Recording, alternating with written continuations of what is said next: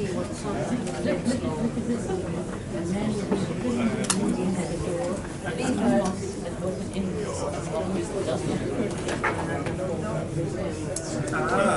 we will do it. Okay. No, I don't have to say.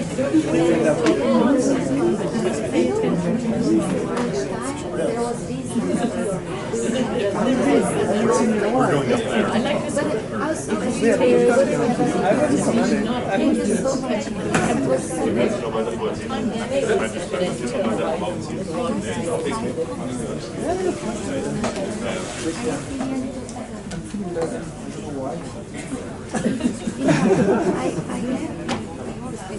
This is you.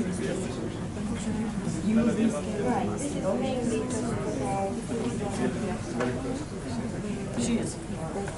Oh, they are. The moderator.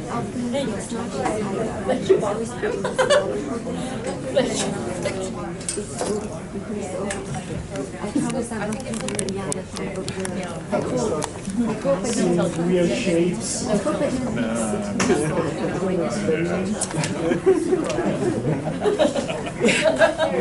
I don't.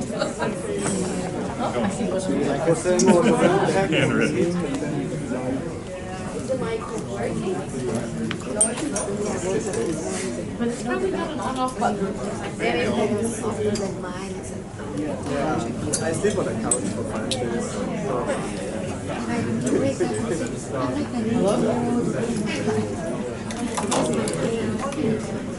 Hello? Hello? But back to something to watch out for. I try to emphasize and everything because that's the thing. That's the on-off button. Not happening. Indeed.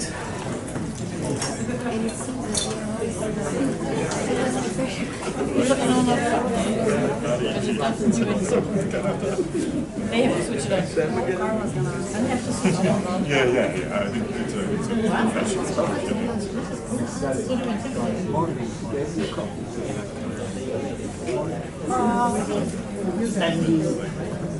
No, it's quite good actually.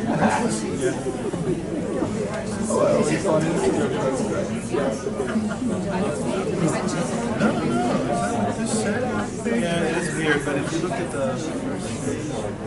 this one, yeah. Oh, but I was looking in here. I know, but it's weird, but it's. That's a typo. I mean, panel's here. Yeah, But it's in this block. I know, but I agree. Everything they told us is funny. If you look at this, But it's the opening. yes. Yeah. So I don't know. They should have put this just openings 205 and then. Yeah. They have the same problem. I actually really wanted to go to Georgia. I just did. And I saw like that was good. Yeah, I think so. I'm gonna email. I'm gonna go PDF. Oh yeah. Because I have the vast one. But I'd like to see the info. Yeah.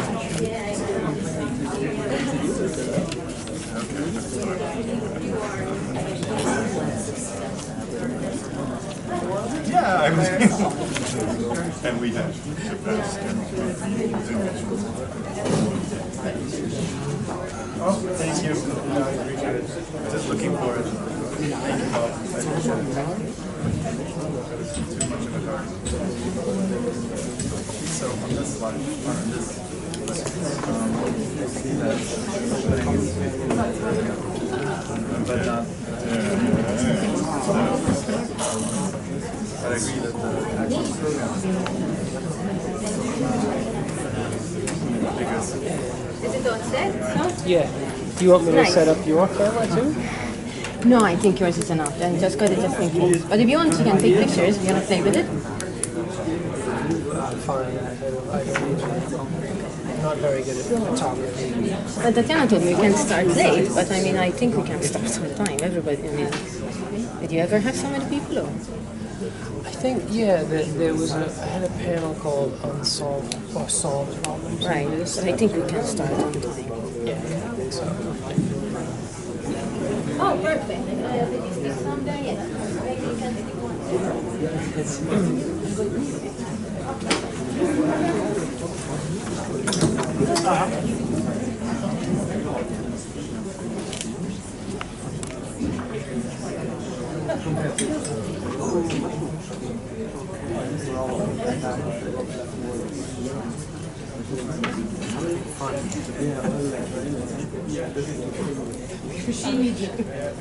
Oh yeah, sorry, I took it.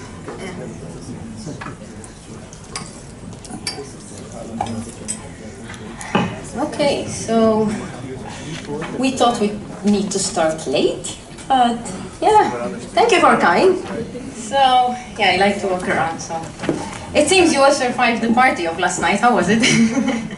So right, so yes, so we're gonna talk about succeeding by failing, and I think you got annoyed already with all the flyers that I put around. Sorry for that.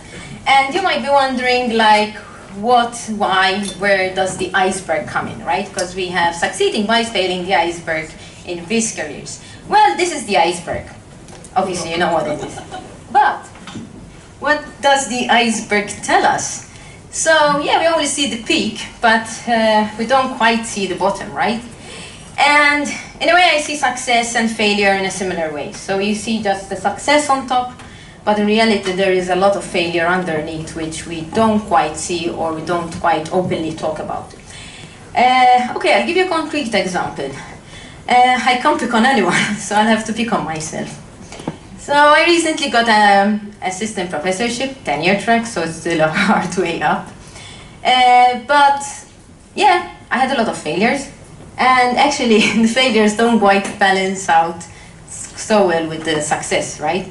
And the question that we were asking for this panel is, why do we tend not to talk about failures so openly? And if we talk about failures more openly, does it help? And it's true in reality. I mean, we find a lot of cards saying congratulations and stuff, but maybe it's about time that we also have sympathy cards like these. And I guess we would need, thanks for Pierre Dragicevic, who would not join us, but he gave us this. But I think for every one positive, we would need 3 negative. I would have appreciated those cards, I think, when I got the comments like, unfortunately, you are not yet good enough, or anyway. But in reality, I mean, failure, the idea of failure is not about just this, right? It's basically a natural thing. It's a human thing. And it's also very much into academia. And looking, for example, at Einstein, he had quite a number of interesting quotes, which, thank you, Sheila, for reminding us the quotes.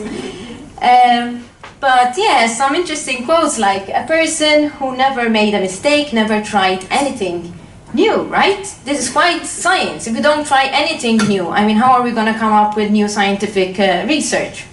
And life is like riding a bicycle. To keep your balance, you must keep moving. And that is something we're going to discuss, endurance and motivation. And a ship is always safe at shore, but that is not what it's built for. And I guess that is what scientists are built for, to go for risks, right? So failure is part of life, but sometimes, unfortunately, we are taught how to take care of ourselves physically, but not quite well to handle our emotional states, especially when it comes to failures. And I guess everybody can relate a bit to this, and I guess also this picture you got fed up seeing quite a bit. But I guess everybody can relate to the fact that we are very excited, we are focused, and then paper rejection, okay. And then your contract expires. I don't know how I was going to say that. And then something else happens and like you're out, basically. And this is not actually a chart we created, it's actually a chart that is scientifically proven out there that actually as the stress level, as you work harder and harder, the stress level increases and the performance is not going to increase at the end of the day. So we really have to be careful about this thing. Now, why did we decide to do the panel this year? Actually, this wasn't quite an expected panel for VIS. We just met Tatiana and I at Euroviz, and we were just chatting about this, and we were hearing about the VIS notifications and a lot of sad faces and stuff, and we're saying, oh, maybe VIS rejection party, that would be nice. And yes, we said, yeah, why not have a panel? And I told Tatiana, like, oh, you're crazy. Like, it's in 2 weeks. And Anyway, we were lucky because the deadline got extended. But why this year, right? So this year actually Nature published a whole series on this topic, scientific careers and mental health. And a number of things came out of this. Okay, let's take a picture.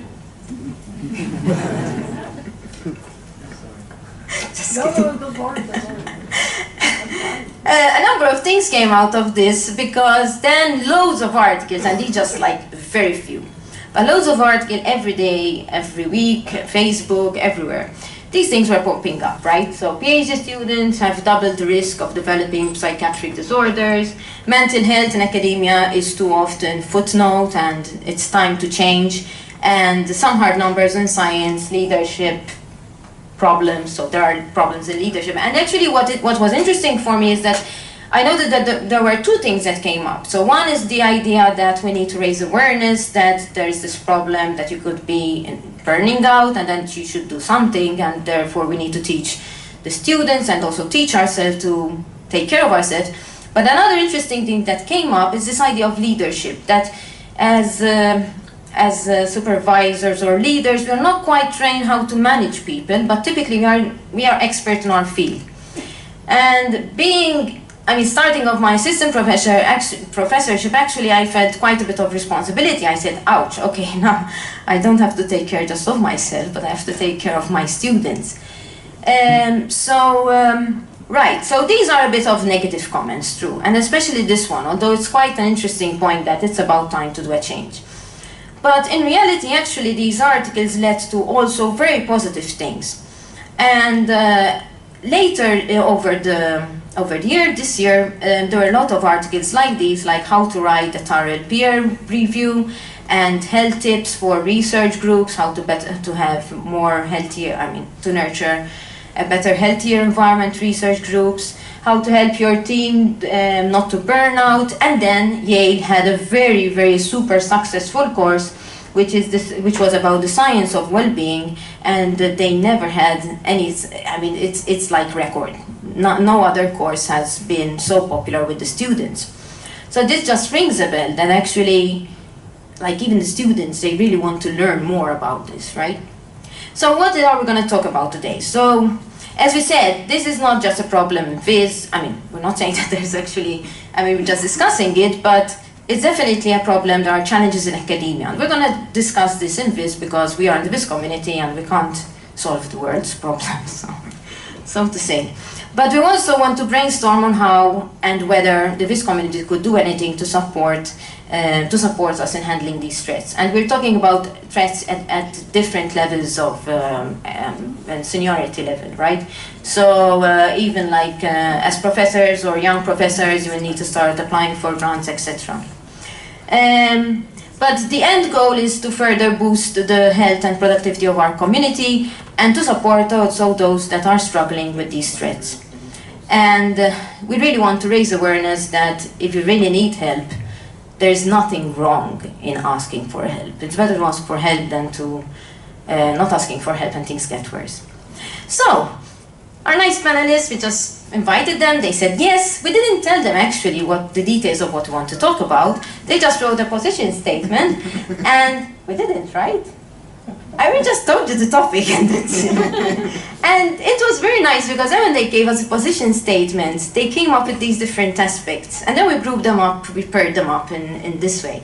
And this was very nice to see because it aligned very much with what we found in research. Like there is a problem of reviews, uncertainties, coping mechanisms, work-life balance, etc. So let me introduce you a bit to the panel. So I will start first with Carla Schuber because nobody knows Carla Schuber. Carla Schuber is our psychologist. She's also a psychotherapist. She's also a yoga teacher. She's also a part-time researcher. She also has lots of hobbies. She also treats clients who work in academia, and she also has a private practice. And what else, Carla? Thank you. She has a really she's brilliant in balancing out her work life. So her list of expertise are quite long, but she's quite good in balancing out work and life. But above all, she is a psychologist, and she is a psychotherapist, and she treated people in academia who have suffered from burnout.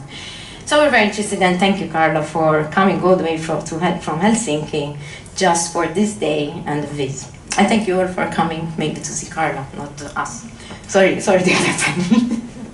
Okay, I'm horrible in jokes, so it's better if I don't say jokes. But next we've got Sheila, and I'm so proud to have Sheila actually in the panel, because I still remember my first VIS 2009. Maybe you don't even remember that. And I had the poster, and I went back. I gave my fast forward, and I went back to my place. I didn't even know who this person that was talking to me was, because I was still new. And she told me like, "Good work, great presentation." Simple comment like that like made me so happy, and I didn't even know who I'm talking to. Obviously, when I realized it was Sheila, I was even happier than that.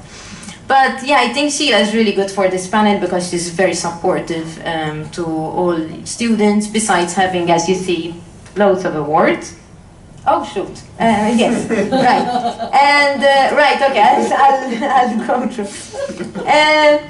Right, and then we've got John Suska. I think most of you know John, and Niklas, and Liz.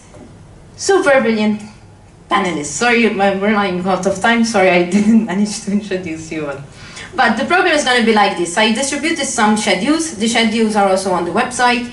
As we go through the program, you can leave your questions on Presemo, which is basically you go to the website and then you click there. And to show other rooms that we are not talking about very sad stuff, but we're talking about very cool stuff, you can also tweet and use that Twitter message. That's Presemo, and so yes, we're going to start basically with the topics, then we're going to have the discussions, closing, and then we have the, yeah, we've invited to the meetup. And now, yes, I'll give you the floor.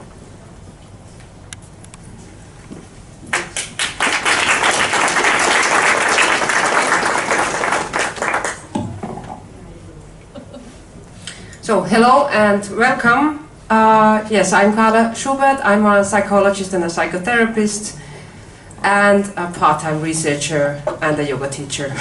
And I will not so much talk about work and life balance, but rather about the risks associated to stress and time spans where this balance between work and life is not reached very well. Yes, and dysfunction. Good. So, yeah, there you see the main things I will talk about, what the work-life balance is and the risks associated to it, depression and other psychological problems in PhD students, and in academia, also with other academics, and especially signs of depression and anxiety and stress overload. So, you all work in a very competitive environment, I think, and you work in jobs needing a high qualification and an ability to be very good at many things at the same time. You need writing skills, analytic skills, analytic thinking, patience, high-level enthusiasm for your work. You should be an organizational talent, and. I think the list could go on and on. Some of you like it more than others, I think, but the fact remains that to all of you it can be applied that the more articles you publish, the better you are in your research career. Am I right? Okay, no laughter. I was thinking now you're laughing, but you're not. So this is a very earnest community, I think, dedicated to your jobs. So how does your balance then look like? Is it like this, the woman before, or is it like this?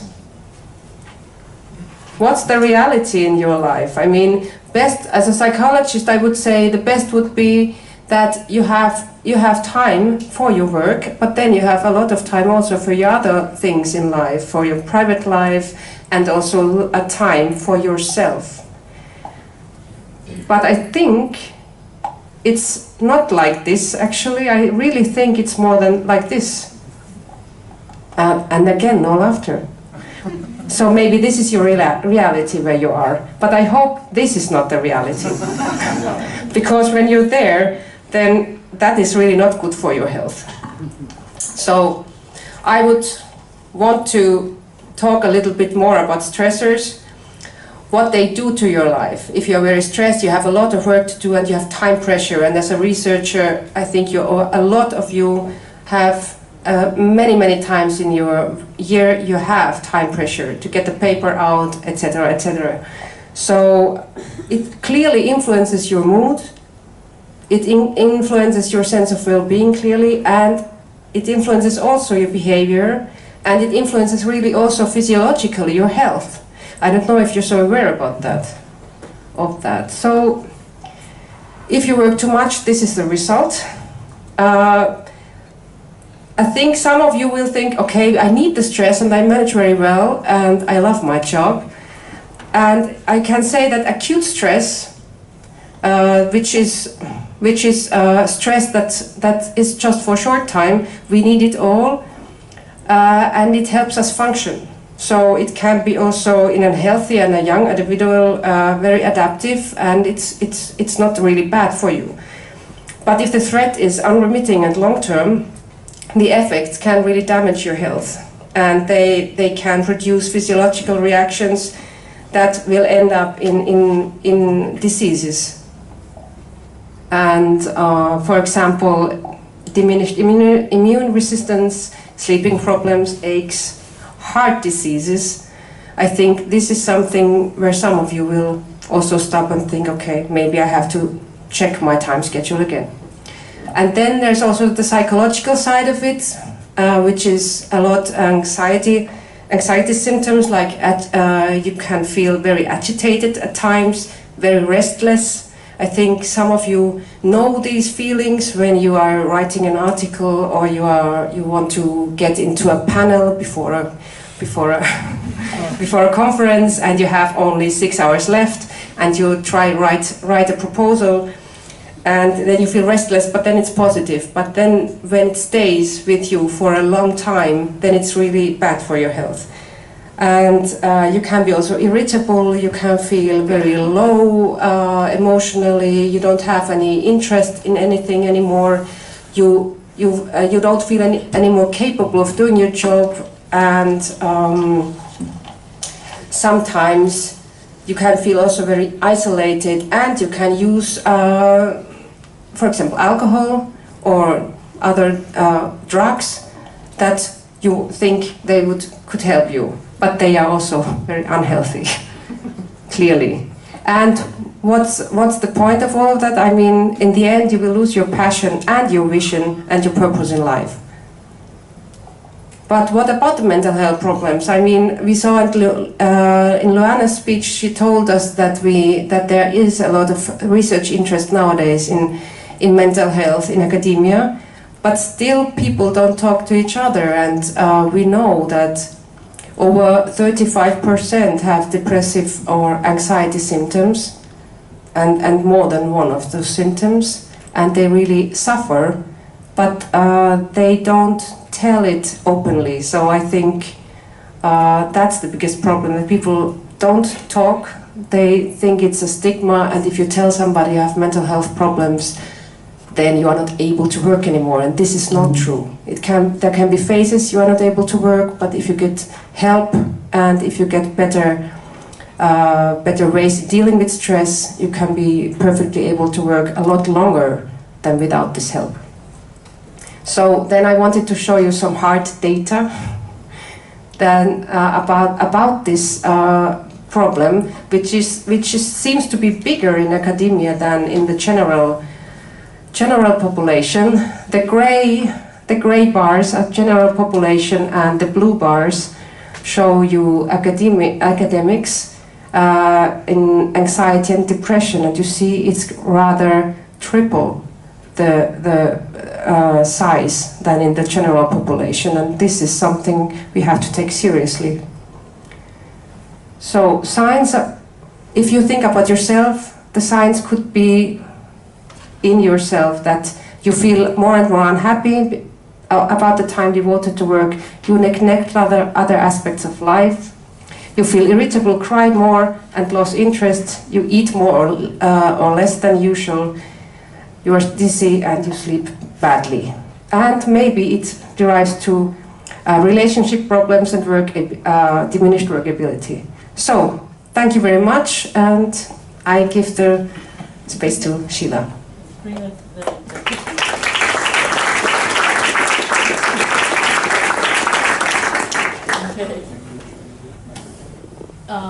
Yeah, does it work? Does this work? Oh, yes, it works.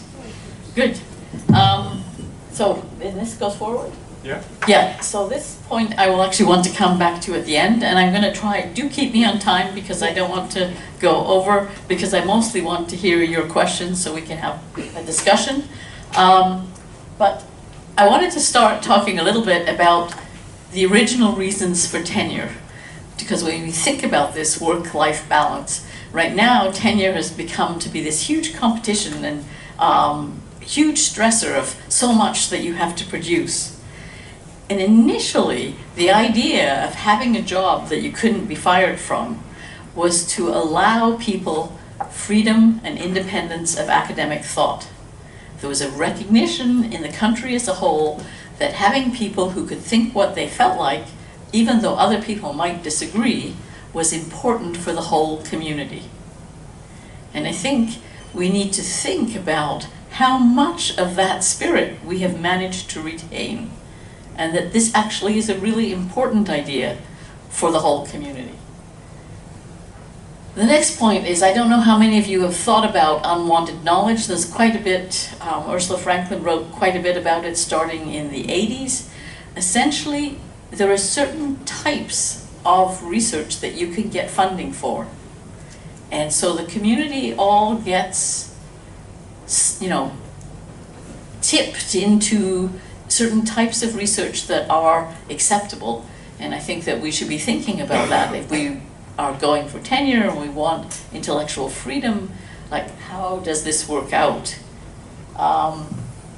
Because I personally think that you really should be doing research that you're passionate about.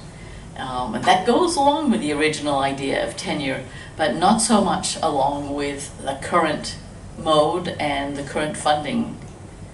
Though I think that, you know, what Carla said about the work-life balance, I mean, you can talk to my students, I'm a terrible person to be talking to you about work-life balance. I'm really bad at it. And they were all laughing here. Yes, it's totally true.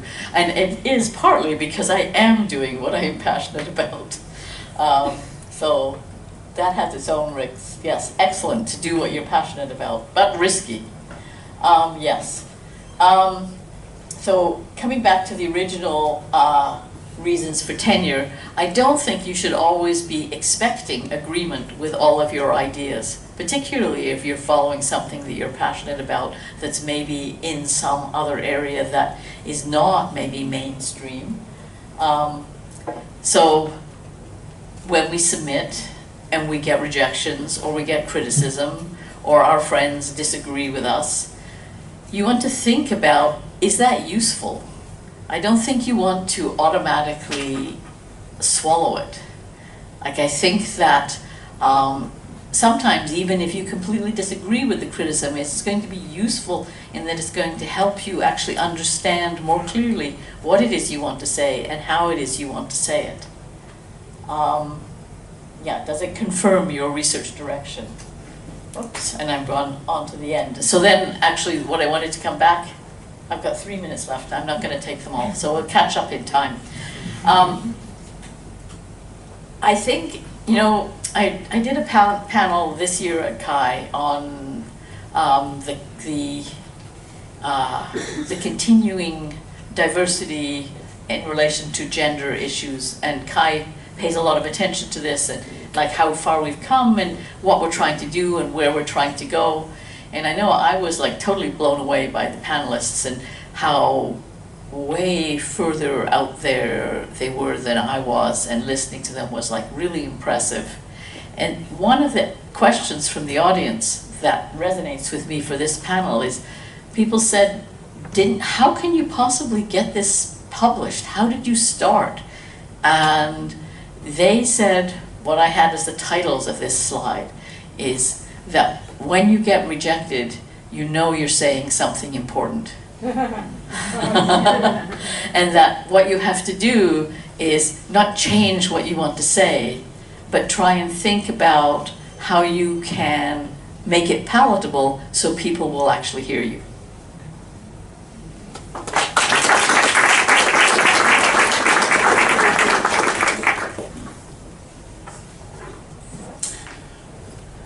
Okay, so I'm one of the two that will talk a little bit about reviews and rejections and so on. And I feel that I'm kind of an authority on getting rejected. I've had quite a few in my in my life. I think my acceptance rate is abysmal, much lower than conferences. And when I was asked about this, I started thinking about my first submitted paper, horribly rejected, of course. It was a SIGGRAPH, and that was a mistake, of course, submitting the SIGGRAPH. But SIGGRAPH 2002, I was writing a paper on a project I'd done for my master's thesis. I was really proud of it. I had to print 6 copies and 6 copies of the VHS, or actually in NTSC format, and put it in a box and ship it over. And you know, that was the way we submitted papers then. I just got at the end of that whole physical submission. And I sent it off knowing it would be accepted. And of course it wasn't, and it was rejected. It was actually pretty harsh reviews. And I'm not ashamed to say I started crying as soon as I found, because I defined my entire career on that. And my advisor tried to console me, but it was really rough. I've had to do that to my students now, of course. You know, we get rejected all the time as academics. We submit papers, we submit applications to jobs, we submit proposals for grants, and most often than not, they don't actually get funded or accepted, or you get a position out of it. And you know, that experience is good. I've taken that to every time my students receive a rejection the first time, I sit down with them and I go through things, and I have a box of tissues, and we talk about them. We don't accept everything. Sometimes we say, you know, this might not be a fair comment, this is a fair comment, and so on. And it makes people better understand these things. So yes, rejections can be tough. It's really part of life, but we need to find coping mechanisms to make this work. And that's what I will talk a little bit about. The first coping mechanism that I have actually is not to read the reviews, even if the paper is accepted. But you know, I have a hard time with reviews in general. But rejected reviews, you know, I look at we regret to inform you, and then I just, okay, I'm going to do something else today, this week, this month, because it is right. But then the other thing also, you know, there's a temptation. You get a rejection, and then you start thinking about your perceived competition. Other people that are doing a PhD at the same time, or on the job market at the same time, or you know, trying to get their papers accepted at VIS. And it's so easy to go to Twitter or Facebook or check their web pages incessantly to figure out whether their paper got in. And that's not going to help you feel any better. Actually, it's going to ruin your day. So that's a good idea not to do. Try not to create this view of a competition and so on. I try to look at a rejection as an opportunity to have this almost ready paper that I can just do a little bit of changes to and then submit to a new venue, and it's going to be much more likely to be accepted. So it sounds a little artificial, but think of it as an opportunity to resubmit somewhere new. And if you want something even more artificial, you can think of it as, I'm actually helping the paper's co-chairs lower the acceptance rate by having a rejected paper. I know, that's a little artificial, I agree, but someone has to be rejected, obviously, for an acceptance rate of about 25%, so obviously someone has to do this. But another consolation is to say that eventually all good papers will be accepted, so if you go through the reviews with your advisor, and you know, you can say, these reviews may not be entirely fair, or so on, you typically know in your heart that you've done good work, and if it doesn't get in the first time, it eventually will. So that's usually a consolation to keep in mind. The dual of that is also realizing reviews are not personal, and also that you are not defined by the papers you write. Which means, I think it's a freedom, because it means that I can just, if I want to, just delete that paper. It's not going to define your future. No one will judge you for the work you did. So if I said that every paper eventually will be accepted, if you decide not to resubmit, you can start a new project and people are not going to hold you sort of responsible for rejected papers in the past. I want to finish up on, you know, things I've heard already, and I know other panelists will talk about. Being kind to yourself. Don't define yourself by your career. Try to have other things that, you know, for many of us, it is a job, first of all, for many of us. For many of us, it's a passion. Definitely, it's a passion for me. That's what Sheila said. I agree with that, definitely. I can't believe I'm paid to do what I'm doing. But I don't think it should become an all-encompassing calling where your life is defined by a paper being accepted or rejected. And that easily happens. I think it's important not to do. So I have a little more notes on this if you want to take a look at my blog post. When they wrote me to do this, I thought it was really cool, so I expanded my ideas a little bit further. But thank you.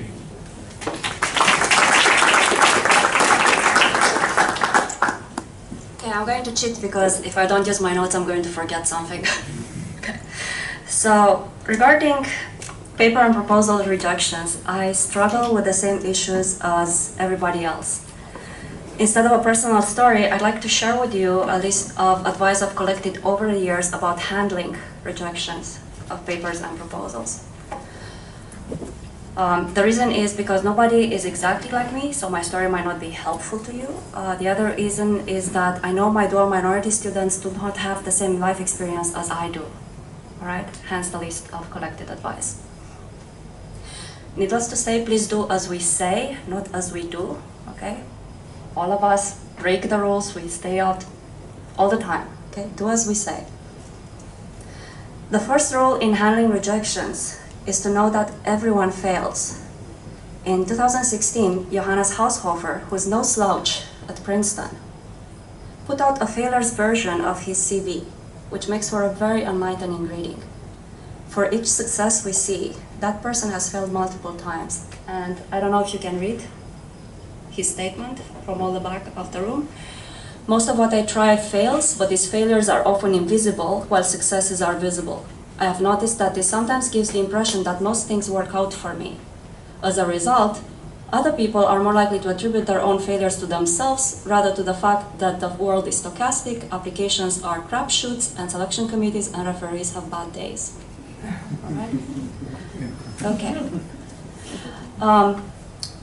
As Nicholas said, when you get a rejection, don't delve into the reviews right away. Do something nice for yourself that day, also as Nicholas said. A lot of my students do not know what being kind to themselves means. Okay? It means give yourself the same care you would give to a good friend. If you actually believe that beating yourself up makes you more successful, talk to Carla. Also, say something encouraging to your students right away. Otherwise, they'll think you're disappointed in them on top of everything else. If you land on an instance of bad reviewing, it's okay to acknowledge that. But also say something hopeful like, we're trying to improve that process. Otherwise, your students will learn that it's okay to do bad reviewing themselves. Or worse, that they're doomed. While at it, teach your students what good reviewing looks like. Greg Turk has a wonderful brief guide in that respect. A few days later, see if you can organize a get-together in your geographical area. In Chicago, VIS folks at UIC, University of Chicago, DePaul, Northwestern get together a week after reviews come back to commiserate over beer. Thank you, Steve Harris. A couple of weeks later, go through the reviews. Highlight with a marker positive comments. Cross out all non-technical comments or bad reviewing instances and ignore them. If you can, get a mentor to read the reviews. Sometimes what looked like a hard rejection is actually a supportive review. Don't try to guess who reviewed your paper. It's bad for your soul. Anecdotally, we're also often wrong. Author X thought that reviewer Y, as a primary, had killed her paper. It turned out that Y wasn't even on the program committee that year. Don't wait a full year to resubmit to the same venue. in particular if you're on a tenure or graduation clock. Most prolific groups run a tight resubmission pipeline. Conference A, resubmit to Conference B, resubmit to Conference C. If a year has passed, resubmit to Conference A. Speaking of which, always try to have 3 submissions in the pipeline and not at the same venue. That way rejection doesn't feel like they've killed your only child. Along the same lines, think of your first 100 papers. And if you have 100 papers, think of your first 200 papers. Okay? In that context, the current paper or proposal has very little weight. As Niklas said, don't compare. It's at the root of most misery. You're likely also not a good judge of how successful you appear to others, and this is an actual quote from a celebrated topologist with multiple SIGGRAPH papers talking to a visualization grad student saying, "You have users who come to all your talks and can't wait to use your stuff. Do you have any idea how valuable that is?" Last but not least, one thing I noticed about successful researchers is how fast they seem to recover from rejections and move on. I submitted again to a better venue and got the best paper award. Thank you, Jean-Daniel. All right, to recap. As soon as you get the rejection, know that everyone fails. Be kind to yourself and to people who report to you. Learn to recognize bad reviewing and address it. About 2 weeks later, run a support group. Highlight the positives with a marker, cross out the non-technical comments. Then ask a mentor to read the reviews. Long term, don't try to guess identities. Don't wait to resubmit. Always have free submissions in the pipeline. Don't compare yourself and recover faster. I did not come up with this list all by myself. About a third of it comes from Francesca Gaiba at my home university, the Institute for Research on Race and Public Policy, and the rest 2/3 come from my personal cheerleaders and mentors. Thank you.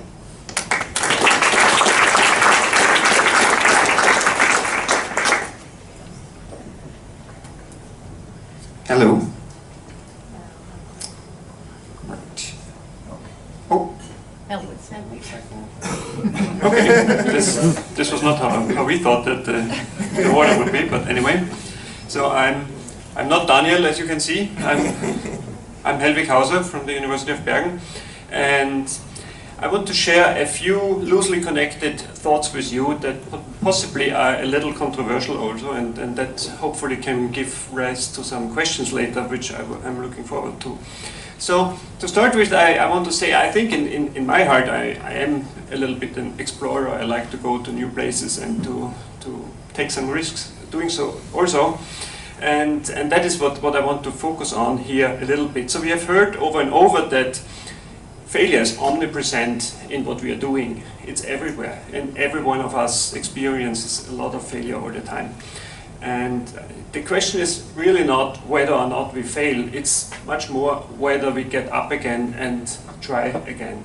So this is what at least I try to tell my students, that everyone gets knocked down. The question is only how you get up again. And I may also say I don't have the time, I think, to read all of the quotes here, but while preparing for this few minutes, I found so many quotes that address this topic that I wanted to share them with you also. So in the PhD comics that I really love, and I can very much recommend to everyone, because I mean they give you a mirror to how your life is as an academic. Here in this example it says, well, you've only failed twice, fail 8 more times and then get back to me. So I also like the quote by Samuel Beckett that ever tried, ever failed, no matter, try again, fail better. One has to think about this. So one reason for all this failure is that I think we are facing very high expectations, and this starts much higher than on a personal level. So usually the institutions we are working for, they are under pressure from the politicians and from the fund givers that there should be, I don't know how many science or nature papers, ERC grants, Nobel Prizes, etc., etc. And that pressure trickles down on the individuals, tenure track researchers, PhD students, you name it. We all feel that. And I have the impression it's getting also a little harder in our field. I don't know, 20 years ago, I had the experience we had a much broader spectrum of conferences, like top range, second range, third range, and so on. And everything below the top is seeming to die out these days. So everyone needs to go to VIS. There is no alternative. I'm not sure this is the optimal development. And also, like in the early days of the VIS conferences, you could get through with a good paper that is not perfectly written, that doesn't look super shiny, and so on and so forth, which just had a really good idea. That is also very hard these days. So we need top-notch paper standards, critical reviewers. I will never forget what an NSF officer said to me in 2005 at a workshop in Utah. Reviewers in computer science, they don't review, they debug.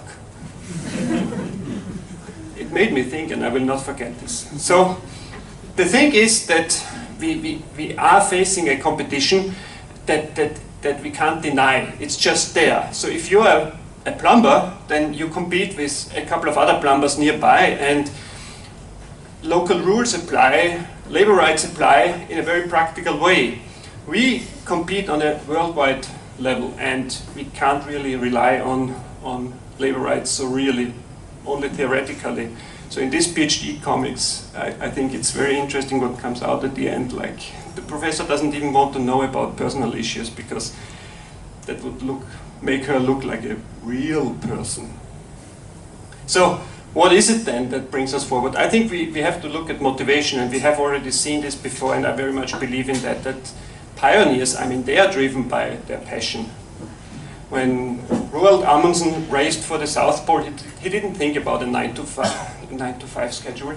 So when you are a pioneer, factors like money or calculated future opportunities, they don't work very well as motivation. And I think if you want to stay healthy and successful in this environment, you better follow your heart and be driven by your passion. There is hope that you can make up for quite a bit.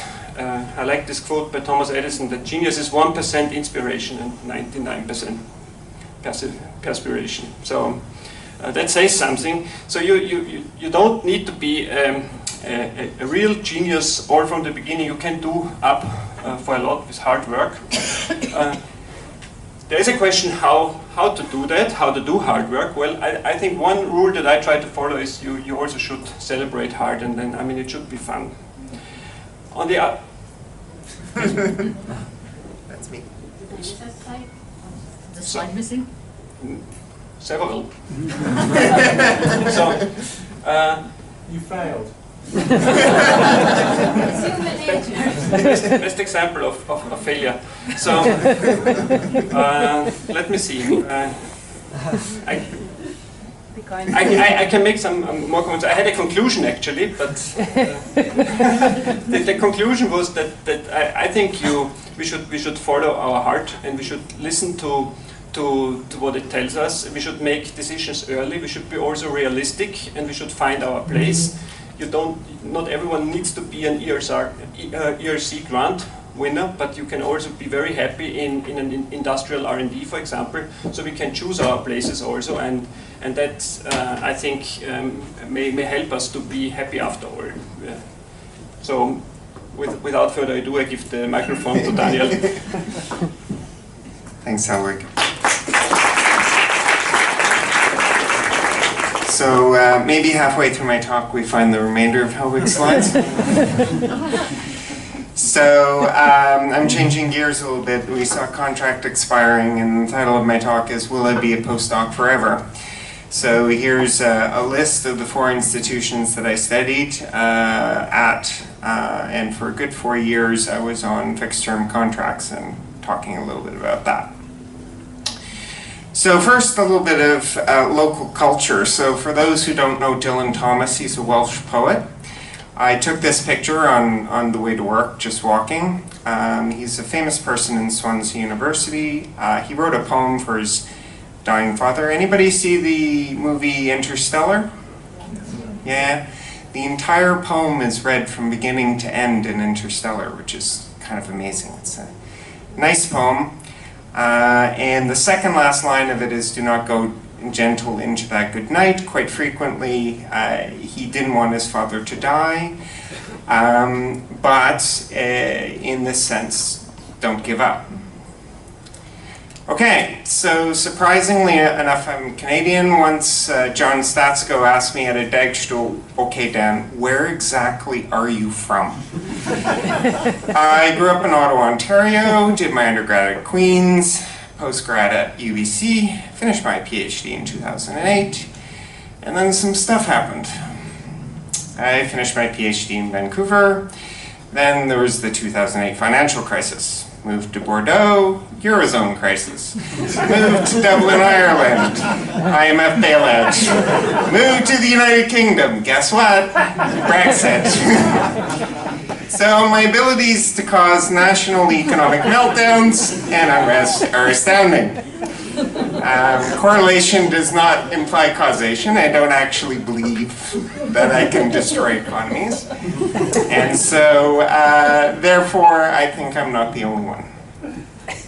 So I see lots of people on fixed-term contracts in the UK and internationally. Some of this instability is built into the job that we've chosen. The postdoc system is quite natural in North America.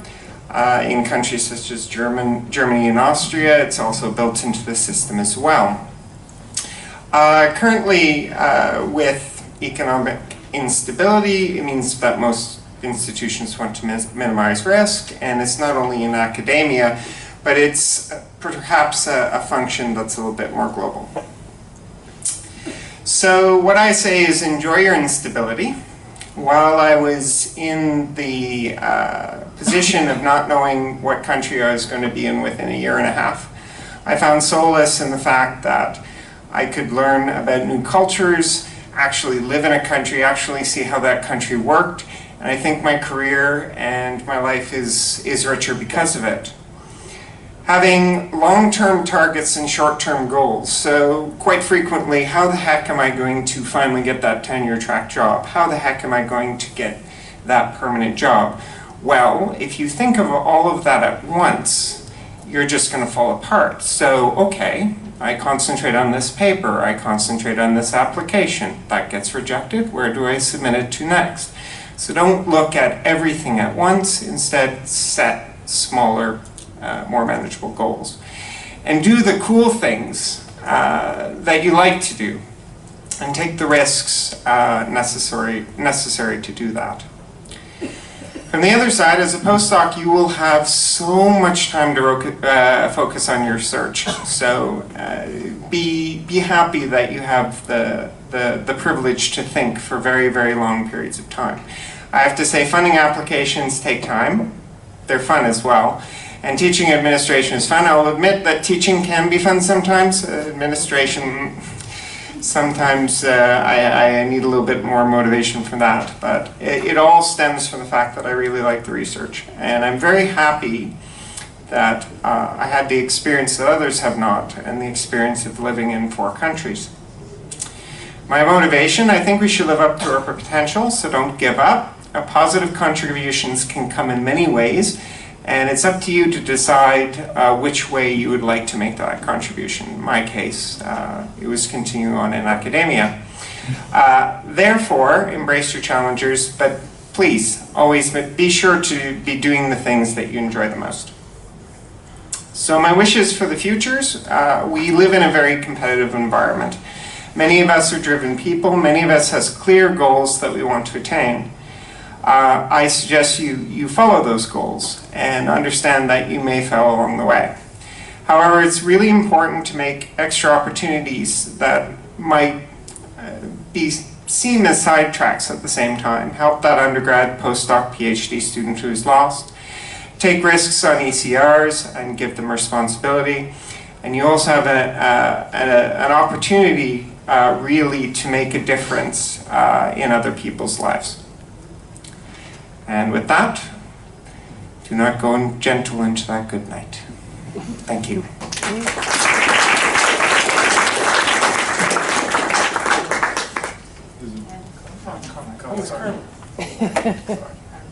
You're speaking again? Are you sure? I go there.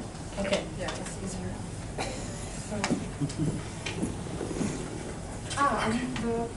The clicker. Yes.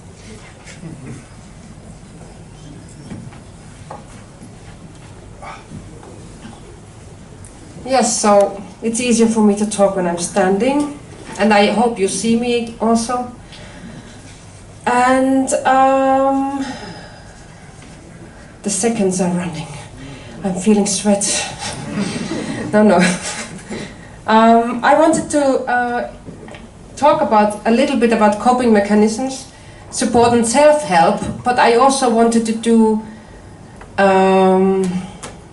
something with you at the end of my short speech today. So I will run through those slides. I hope you can. Do you have them somewhere available for people if they are interested? Yeah, so the slides are important, but not as important. I think I can give you more if we do something together. But I want to comment. I think it was Helvig who was talking about the pioneers and the passion. And Sheila too, and I agree, you need passion to do your work, and you can think about the passionate pioneers working all the time, and maybe that sounds very nice, but changes in our time, I mean, there happened a lot of changes, and today we are working rather differently than before. If I think about passionate pioneers 100 years ago, they needed to stop chopping wood, making dinner, something like that, or at least telling the servants to do that. So you had to have some breaks, and nowadays you don't really need them because you can order your food home, you can work incessantly. So I think it's all the more important today that you think you need some pauses. Yeah, that's what it says. So the work really bleeds into your personal life, and it blurs the boundaries, and boundaries are important. So what can we do to reduce self-care, to reduce stress? This is a Freudian. So if you think about yourself and you think you have to try understand yourself better on an individual level, and you need to find out how you can tune out of your work. And on a general level, it can be taking holidays and doing physical exercise, developing and holding on to hobbies and relax.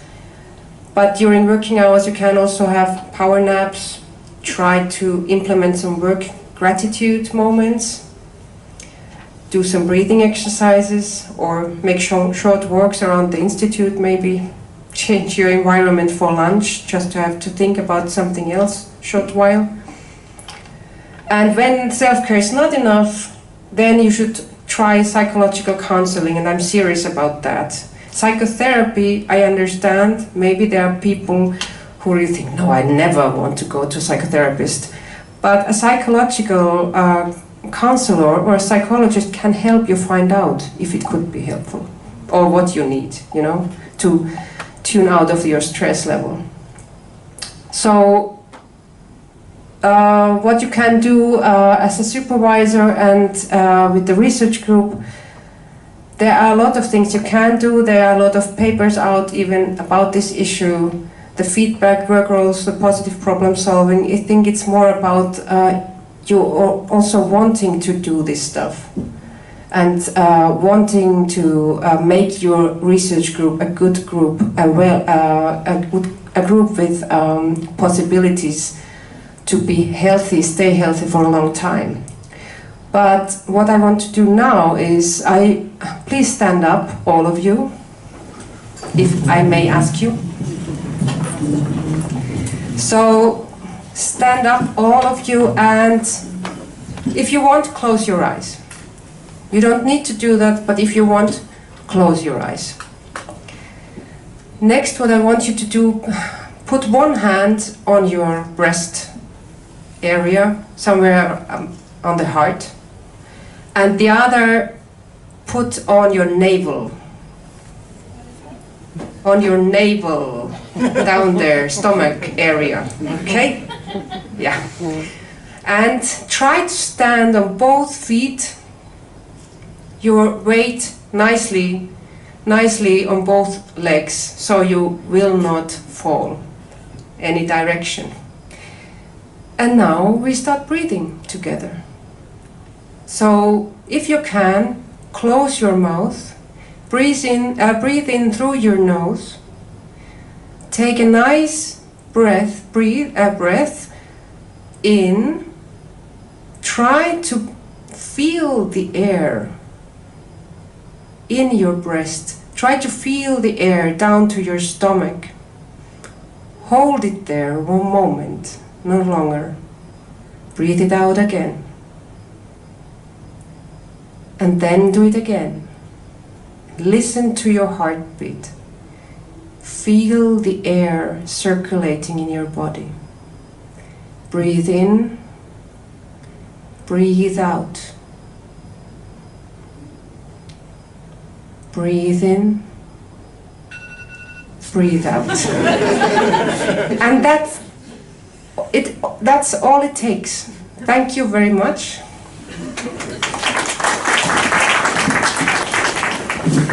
I just want to say, I hope you can take this gem away and use it sometime if you feel really very, very stressed or at the brink of depression.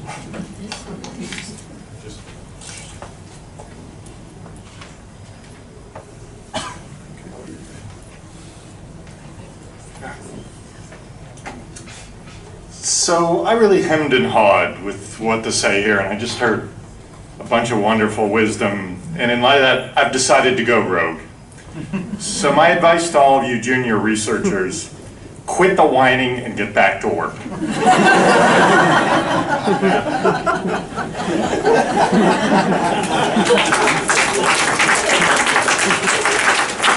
If you didn't laugh, there's a problem. Okay? I was not serious in that, and hopefully that points out the light a little. But I do want to talk about three things: reviewing, communities of cohorts, and work-life balance.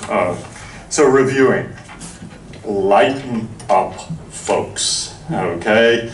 It just, let's be nicer to each other and much more encouraging. I'm a big karma believer. You view something positively, it'll come back. But you have to watch. Recently, this year, you know, I say these things, but I was on a grant review panel, and the program manager looked at all of the reviews, and he read some of mine, and he looked at some and said, you know, you said this was very vague. Did you need to say the very there? It felt like you were piling on a little bit. Yeah. He said, you wrote the PI, da-da-da-da. That's kind of, you know, say the proposal did this, whatever. So think carefully about how you write things, and what it's really good advice. And one thing, let's all agree. I want to get kind of a, you know, reviewing what it's all about. You should never, ever write a review that you would not be willing to print out, sign your name on the bottom, walk up to the authors, and hand it to them. You know, if you look at your review, if you think you don't want to do it, rewrite it, okay? Because you should be able to do that, okay? We want to be objective and get at all of that. Communities of cohorts. Find some folks who are kind of like you. I actually know about, primarily through my colleague Alex, I think the junior VIS professors, researchers have kind of a group and a Slack channel, and they get together, and I've heard wonderful things. Try to find something like that. I heard about the Midwest set of folks. I mean, even us old fogies, the VIS Pioneers group, although when we meet, we talk about how our back hurts and our eyes are going. So it's a different set of things we moan about, but you know, it changes as you get older. The third one, work-life balance. So the toughest thing that I deal with, and this has not gotten any better, and it just kind of gets worse, I feel like I'm juggling 23 balls in the air, you know, at any one point in time. You got to get that grant, and there's deliverable, right? You got to get that out and get that proposal in. And I feel like a lot of times there are things that I wish I had a little more time, and I'm not doing it as well as I'd like to, and I want to do, but it just, you deal with that. So, you know, I'm culture a life outside of academia or your job and community. I think that's really, really important. Have hobbies that are outside. Get away. Take that time. I actually think, you know, people are, oh, don't. I think I do that. Okay, if any of you know, I care about golf more than I care about. But yeah, find things to go out. Find friends and relationships who are not other computer scientists and academics and people outside. I think that's really important to talk about kind of your third self and these communities that are different than what you really work in. And when things don't go well, you got to laugh at it a little bit, and some stuff is just because, you know, otherwise it'll kind of break you down. So find ways to kind of look at it, reflect back. Your job's what you do, not who you are. Keep that and just kind of push on forward with that. So,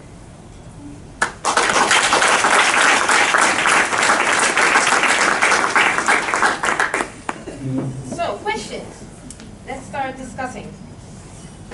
So, first, please thank all the panelists. Yes, yes. Please thank all the panelists for their great contributions. And we had a wide range of topics and views on this topic, so we would like to ask you whether you have any questions, or you can even put your questions on anonymously on the Presemo. So can you read the first question from Presemo? Okay, so I think we can start reading some questions from Presemo until people decide to speak up, and I will open Presemo now. But can you say the first question? Right, so how can I remain focused and motivated after failure? Who of the panelists wants to answer that?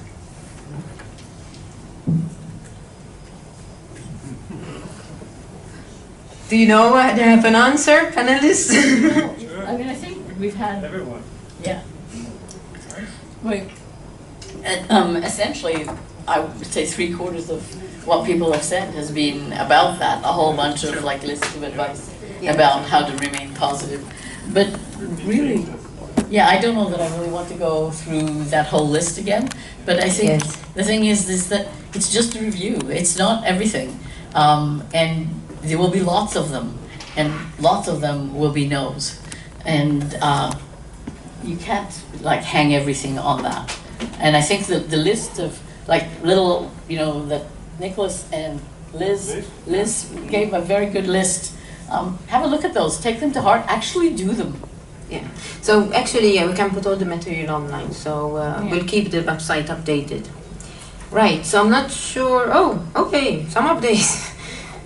Okay, so how do you cope up with peer pressure in a lab? Did we discuss that? Not quite. We did.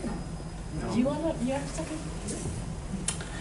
I don't know if I have a solution for it, but I can sympathize, because I remember being a PhD student, and I had 2 colleagues in my room that were in the same research group, and I just saw them. They were doing well. They got papers accepted. I remember sitting there. They started at the same time, and I was just knew that my colleagues had 2 or 3 papers accepted, and mine just kept getting rejected.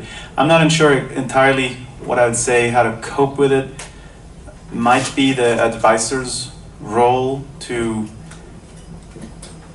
talk to the students. You know, in my case, my advisor did tell me, you know, your colleagues work in a different field, and you are working something. He wasn't even a visualization person, so I can't help you as much, and it made sense. But in the end, you know, it's your PhD, it's your own race. Just not checking your competition, even if it's in the same room as you're sitting, as it was in my case, that's not very helpful. I know, for example, one of these people that I work with one of my friends still, he was working very late hours. I would come in on a Saturday to pick something up, and he was there. He says stayed to 10 p.m. on a Friday. In the end, it doesn't really matter. Everyone has their own work approach, and the acceptances and rejections ebb and flow. Okay, thank you. So maybe we can take a question from the audience. Yeah, Bob? Thank you all. It's Bob Laramie from Swansea University. Thank you all for a great panel. I don't have a question. Well, I could try to formulate a question, but it's more of a comment. From my own perspective, I've recently introduced a technique as an advisor for PhD students, and I actually have a talk with them before the notifications are sent out. So I say, I have a big warning for you. 75% of these papers get rejected, and statistically speaking, your paper is going to be rejected, so you have to be able to handle that when the day comes. So yeah, that's what I've been doing, and I think it's a great thing, actually, and I think it's helped.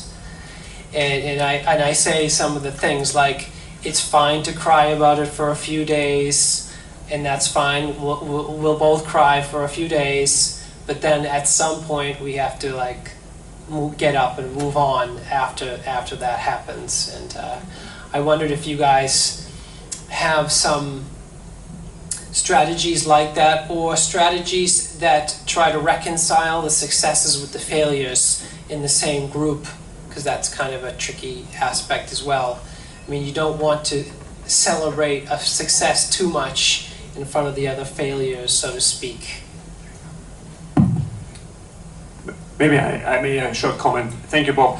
I think one thing is share your failures with your PhD students or whoever works with you. I mean, and laugh about them also. I think, concerning also the question we had before, in a group, peer pressure. I think also the opposite is true, that if you're in a group, you see that the others fail as well, and make a rejection party after a big deadline. I think sometimes just bringing it down on the ground and looking at it from a little distance with a little bit of humor can help a lot. So that's what I was going to echo the point about trying to actually have a little bit of humor about it. Yeah. I think the point that somebody made about that it's 75% of papers, or sometimes more, are going to be rejected. So the odds that you're going to be in that 75% are higher than you're going to be in the 25%. So yeah, but I think that the quote about life is in motion. Life is like riding a bicycle. So you have to kind of let it go and keep moving. Right. Work with, look at what you can gain out of the reviews. Nearly always, even if they are really negative, and occasionally you get a really negative one, there will be something useful in it. So try and actually find the positive, and try and think about where you're going next. And try and, help the students in general to feel like it's not the end of the world. I think John wants to say something. So jealousy is a really human emotion, and it's maybe not the best one, but we all kind of deal with that in this lab, putting it all together. You want to try as hard as you can to be, genuinely happy for your colleagues when they succeed and things go well, because you like to have that flipped around kind of the other way. It's just, I think it's something you have to work at. It's hard, and try to be kind of a better person, be genuinely happy for the success of others. And the rising tide does raise all boats, and it'll come back to you. So I'm seeing that on Presemo we have a question. Can I just add one thing? Oh, sorry. The nicest thing I've heard very soon after I arrived at my new institution was whenever somebody got a grant, the other people in the department said, "Congratulations, your success is our success." Okay. Nicest thing ever. Yeah. We have Can you wait a minute, Enrico? Because we have a question here that's been like beeping up. And I think we should discuss it. So, how did seniors manage a work-life balance when starting a family? That's a tricky one, I guess. I know. Who wants to answer I that? think most people are still moderately junior in an academic career when they do start a family.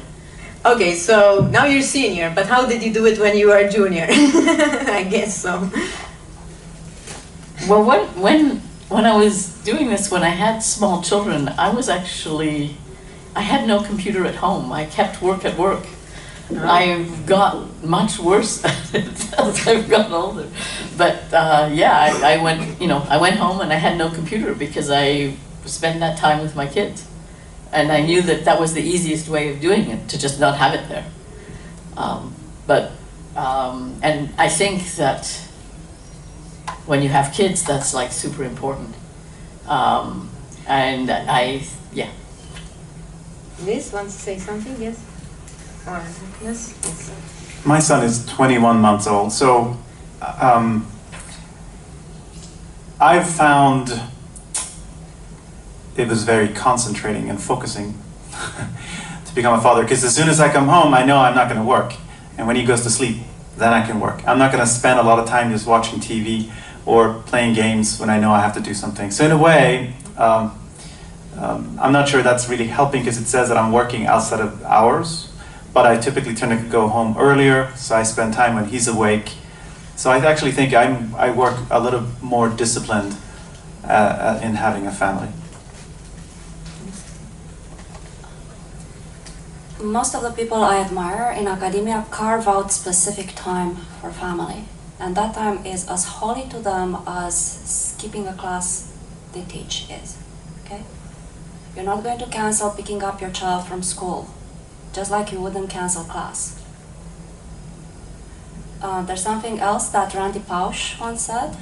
He said, spending a weekend around the house without email or web access is more vacation than going to Hawaii for 10 days with email.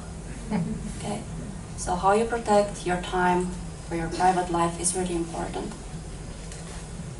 Randy Pausch also said, call me up in my office at 10 p.m. on a Friday night. I'm not sure he's a great example.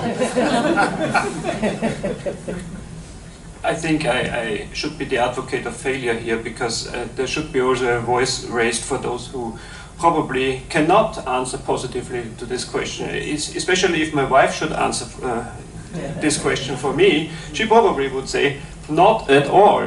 I mean, I would try to explain to you, yes, I took some time off and I tried to have quality time and whatnot, but I think there's also an objective perspective that I mostly failed. Yes.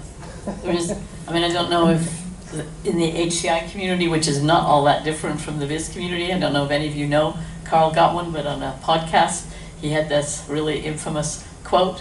He said, being an academic is wonderful. Your hours are totally flexible. You can work any 80 hours of the week you feel like. So, actually, it would be interesting maybe to get Carla's perspective of this, like, because we're all like in academics. So, do you have a comment to pass on? I don't know. Do you want to? I was just waiting for the other questions. I think burnout is more my specialty. But sure, I can say something. I think nowadays, you see, at least you do see more men on the streets with small children and their babies. So I think it's more gender equal, at least in Europe and maybe in US, Northern Europe especially, but even in Japan, one of the countries I love, I see more and more young men with their kids outside, and I think that's beautiful. But what I wanted to say, you have to really think about what's important in your life. And having children, raising them is a long-term goal, you know?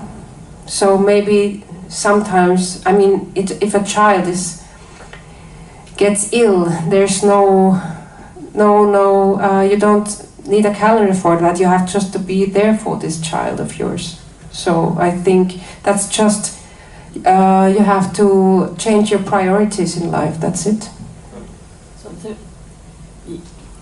I think that we like to pretend that we have equality, but even, well, it's quite different trying to do this as a woman as trying to do it as a man. And a lot of the differences are small and subtle. A lot of the differences come from the work-life balance problem, but a lot of the differences actually get piled up for even attempts to create gender equity, which pulls more demand on women where there are less in the field. And that's a really hard thing to deal with, and it's a really hard thing for me to watch when I have lots of my students are now profs, male and female, and I can see the women having a harder time. It's almost easier to see that than to see it for me. They have more demands, both at home and at work generally. And yeah, I don't know, it's a difficult thing, but maybe it's something that all of you can think about in the small. If it's just a little small thing that you notice that you can change to try and help that balance, that would be cool. I just wanted to add one trivial thing here. My kids are 18 and 17 now, and once they're born to you, they don't wait for you. So I think this is something that we sometimes think only this next one deadline, only this next one paper, and then everything will be better. And I don't know how often I told my wife, only this one deadline and then everything will get back better. Your kids don't wait, and time flies. 18 years is a short time. Yes. Okay. Yeah, now, sorry Enrico, I had to wait. It's okay. Yes. Except that I have back pain. John, I'm already part of the club. I'm too young for that. So I'm Enrico Bertini from New York University. So first of all, I wanna thank you. I think that's a hugely important topic. And yeah, I'm just coming out of tenure, and it's been a massive psychological pressure, without counting being a postdoc and a PhD student previously. So yeah, I came to this panel because I can definitely say I've been struggling, and I'm still struggling with a lot of these problems. And it's hard to talk about them, and it's hard to even talk about them with yourself, right? So yeah, amazing. I think it's a great event. Thanks for organizing it. I just wanted to, I don't have a question, I just have a comment about the idea of failure.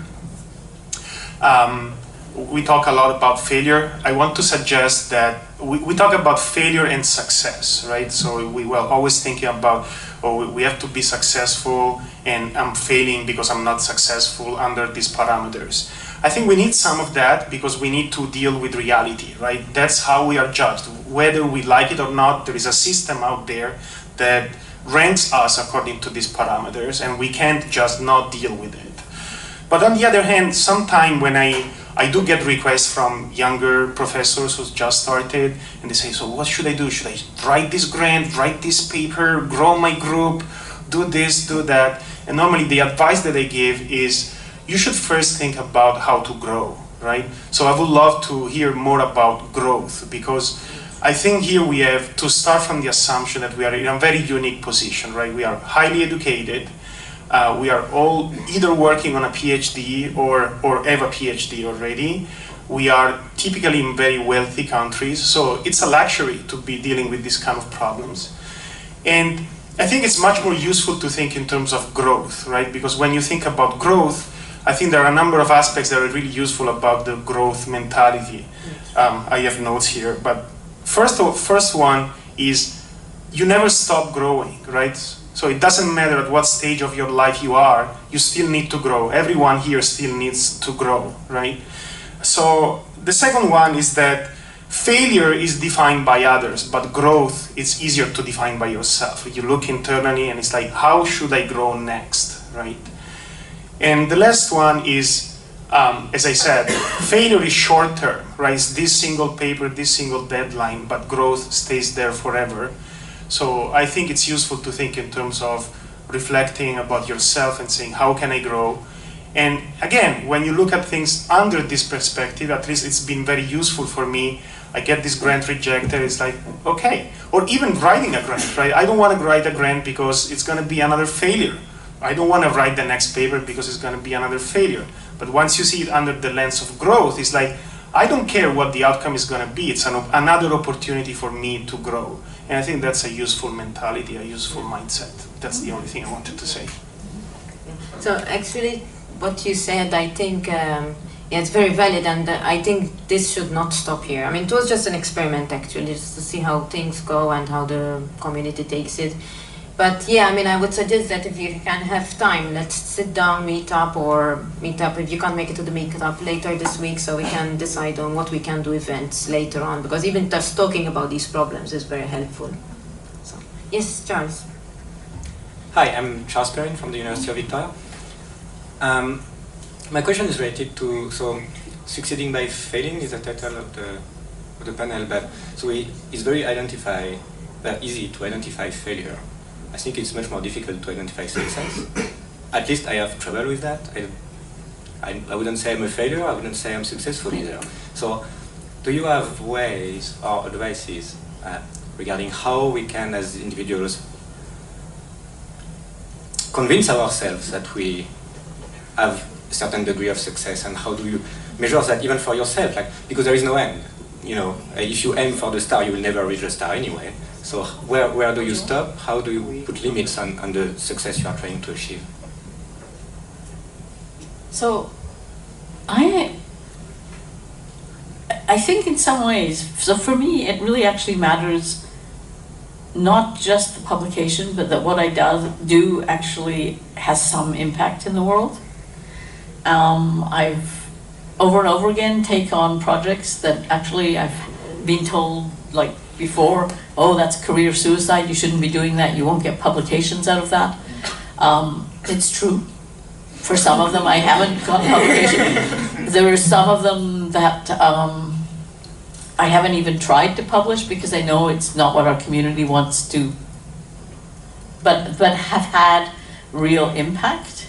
And actually even this morning, it was nearly always all those projects that I picked, because those are the ones that have actually gone out into the world.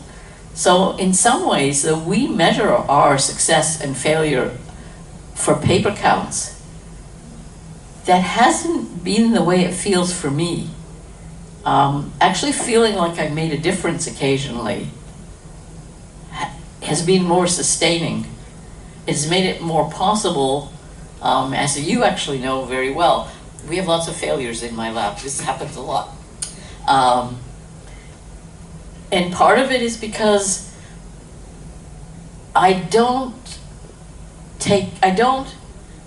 so I approach research from the question that I am interested in, because I think the interest and the passion is what matters. And that doesn't mean, sometimes I even know this is unlikely to be a question that the community is interested in. And I do then have to try and think about how to talk about it so that they may see what I find interesting, which is really challenging. I mean, it's much easier to go the other way, to say, here's a question and how can I formulate it in a way that the community will recognize it. So, personally, I think it's been more important to stay with what I find intellectually and socially compelling, and that to try and actually let the publication be secondary in what I do.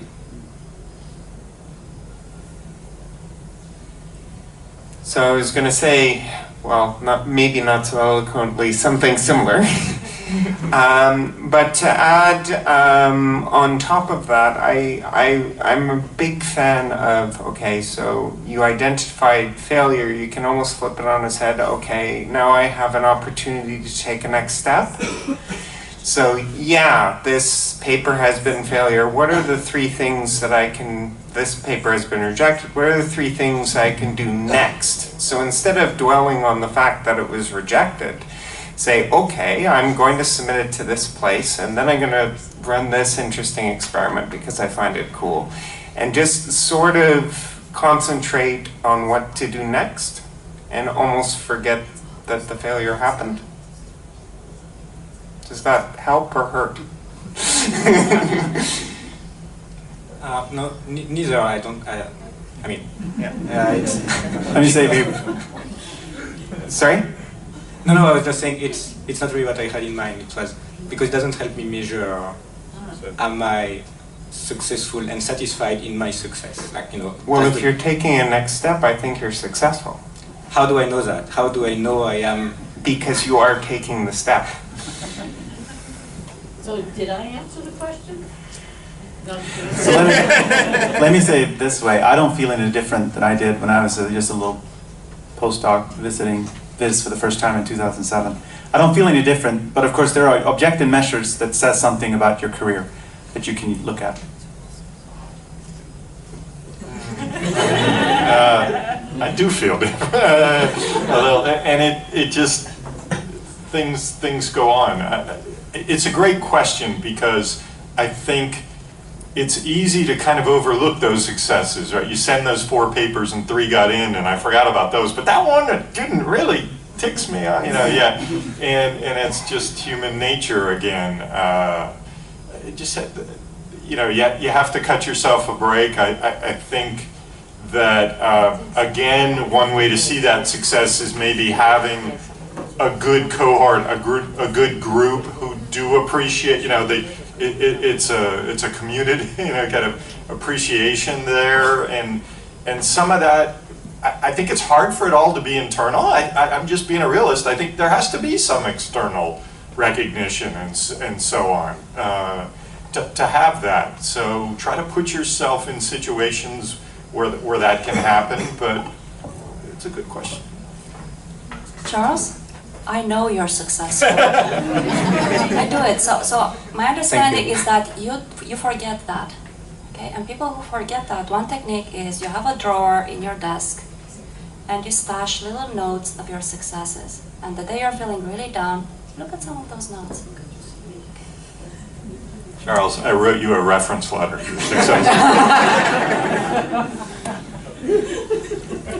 I would also like to comment, and I would really say that I would want to ask you, if you would consider yourself very successful, would you be happy?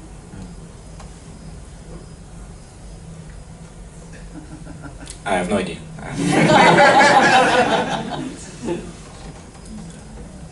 Why don't you think about this? I mean, what does it need for you to be happy? Because you can, I mean, that's the point in research. You can, I mean, success, you cannot measure it. There can be hundreds of papers. I was wondering today when Liz said that the first 100 papers, and I was thinking, oh God, what about the first 10 papers? I mean, where are you guys? 100, 200, 300 papers, okay, that's, I mean, I'm a psychologist, but it would be a lot. So, I mean, thinking of your success and not being successful or successful, you should ask yourself, is there anything else to life? What do you like about your research? What do you like about your research? What do you like about doing this? Because then I think you get more connected to this feeling of being internally successful, you know. Thank you. Okay. Next question.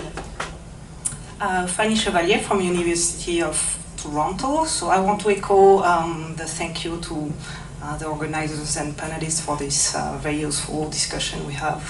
I think I have 2 questions. The first one is I recently rejoined university as an assistant professor, and there's a lot of things and a lot of demand that requires me to have this constant context switch which I find very exhausting. And relating to the graph that we saw before, I think if not already, I've reached the fatigue kind of step. And it seems to me that it's much easier to fall down the hill rather than crawl back up. So I think I would like to hear your thoughts or maybe practical advice on how to get back on the left hand of this chart rather than having things slip on the wrong direction. I actually think that that is very key, the whole question of context shifting. I think people don't realize how much that is in the life of an academic, a professor, is forever context shifting.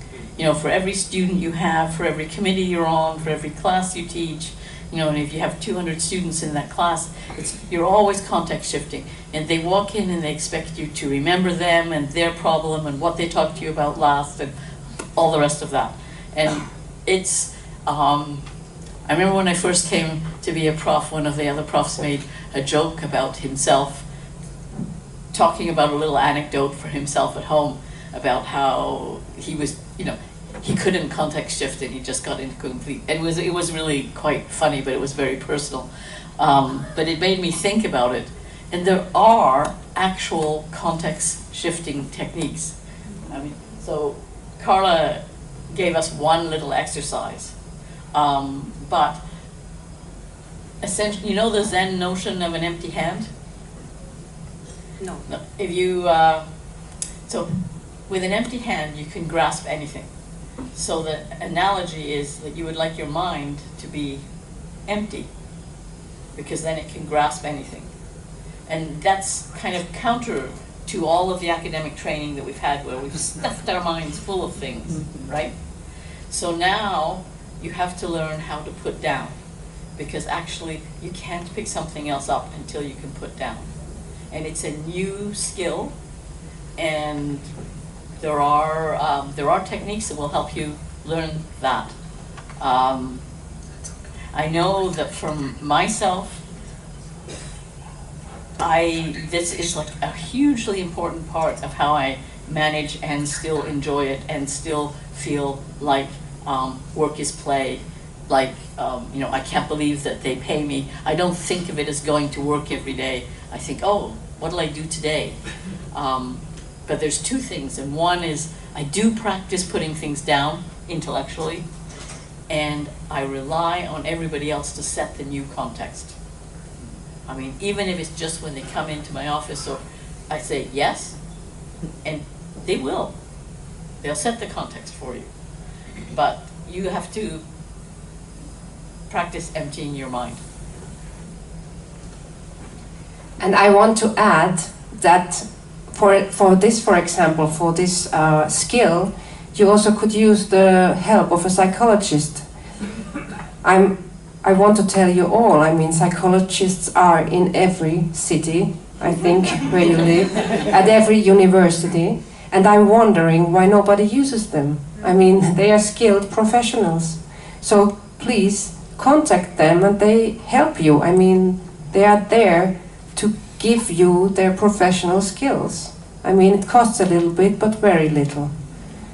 And they have a lot of knowledge about how to shift your context and how to relax more, and how, for example, there was one question at Presemo. I want to say it out loud. I am so bad at making new friends and felt very anxious to find someone to chat with, especially in a conference like this. And can a person with poor social skills survive in academia? And there were a lot of people who wanted to ask this question. And I think I also recommend go to a psychologist. There's nothing wrong with that. I mean, you also use a dentist, I hope, don't you? So do yourself that favor. There's one comment from John, and we have only 5 minutes left. So we can ask questions about what skills make a successful, you know, how creative. They're a good writer. They're good. Time management becomes this huge issue, and just, you know, and you're not quite. It's a learned skill a little bit, but you do have to devote. You know, hey, I'd love to have 3 hours on that. I can afford 30 minutes. just kind of set up. Another quick one for success, your junior professor, whatever. Just be a good citizen. You'd be surprised how far that goes in departments with senior colleagues, etc. It's like, wow, he always steps up to, dude, she's doing great at teaching, and just, it's not, you don't have to grade, 1,000 grants and this and that, but it's like, they want to be here, they're a participant, they try to move the whole venture forward. That goes amazingly far. Can I just quickly? Yeah, sure. Okay. Just on the practical end, I'm in the same boat a little. I schedule, like, in a workday when I don't have a meeting, I'll schedule time and do the context switch by actually getting into the activity. So even if I don't have a meeting, I will fill my calendar with when I'm supposed to be thinking about that time, and when my mind wanders, I try to get back on topic. It's a little practical trick, maybe it might help. I actually, do you want to say it? Maybe. I say something. So, I would love that it had been true for me what John Stasko said, but I'm afraid that that's a male privilege comment. That being a good citizen as a woman in an academic department is over-demanding, that you are called on in ways that they're not called on, and you can get yourself in so much trouble if you point them out. It's really risky. In fact, actually, 2 women, very successful women, one actually a feminist and one the president of the ACM, both told me at the end of my PhD, don't get tarred with the feminist brush. You will have a much more difficult time. And I did, until just this last year, very consciously stay away from that. But I saw a lot of stuff all the time. I see it all the time. And unfortunately, the citizenship load for a woman is heavier. And that's one of the difficulties, which I don't even know, because, I don't know, I hope that you can actually make a difference, because I kind of just shut up and coped with it. Just not something I recommend. Okay. And I thank you that you spoke out loud now. I think this is a really important issue, and when I go back to what we discussed before with having children and how different it is for a woman from a man, I certainly agree with that, but there are, at least, it seems to be better, at least in Northern Europe nowadays than before. But still, I think that I just want to say, if you experience a lot of problems because you are a woman and not a man, and I think you have to have the possibility of validating this. And I also, when I talked about going to a psychologist, it does never mean that you go to a psychologist and need a psychologist's help because you're weak. It just means that you get the help you deserve because you want to be brilliant in your job, and you need somebody work through the shit that you are encountering maybe as a woman in academia. And that is true, I agree totally. Not everywhere, but still it happens a lot. And you don't need to be alone with that. And you need to be able not to vent it out in your department, because often-wise this is not possible. Okay, we are almost up to the time. I'm not sure whether there is any final comment. Helvig? No, go ahead. Okay. I know that there is one more question, but we are really... It's okay, Mita, comment. Sounds good. I deeply apologize. Thank you very much, everybody, for coming. it's amazing how much interest there is in this topic, and we are positively, really positively surprised. And those who would like to discuss more about the topic, you are very much welcome to join our meetup, which is after the break. And I would like to thank you for coming, and I would like to thank the panelists for coming and for joining their experience. And I was thinking hard how to thank them apart from warm words from our side. And I thought, like, they have so much to tell us. And maybe they want to write it down, and we meet in 10 years and we continue the discussion.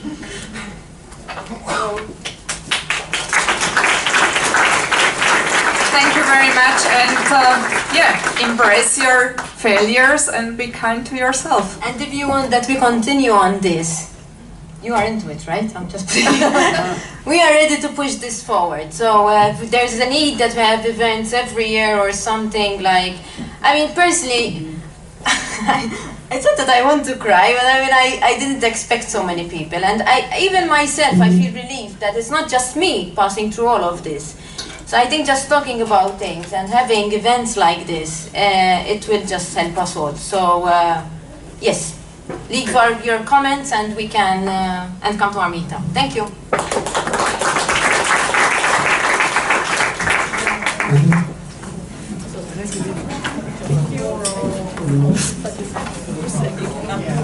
Sorry, I had no clue what happened.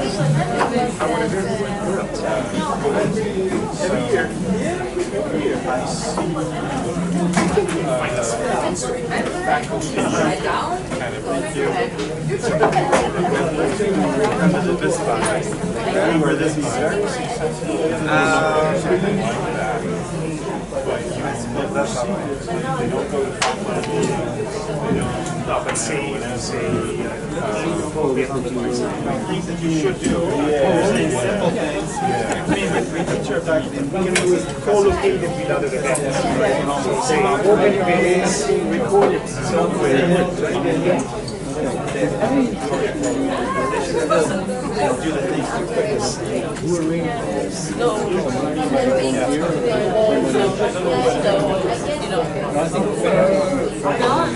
just like grants are audited. And when they decide to do granting, that's just yeah, the space was perfect.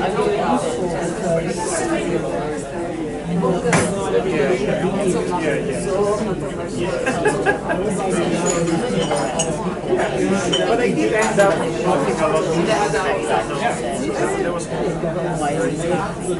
they told me that it was gender balance.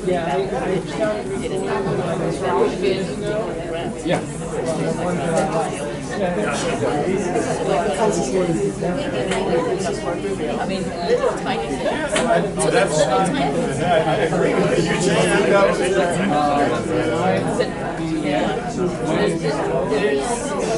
I see it. So now I'm just talking about it for myself. The European business. So I can watch it. Go back to it. This official wasn't that the title of the paper about the user directive? It's orthogonal to what I was saying. Your lines are parallel. So right now I have it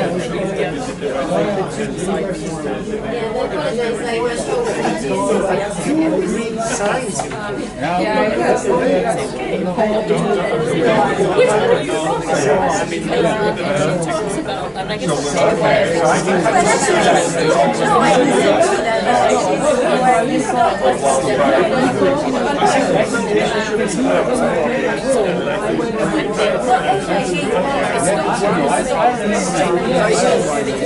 Everyone was actually asking for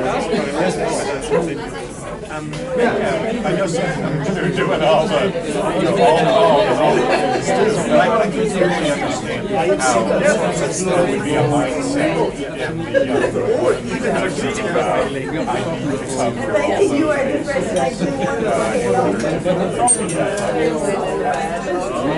I I also think that Files of really asks for Congress says otherwise you will never get around to looking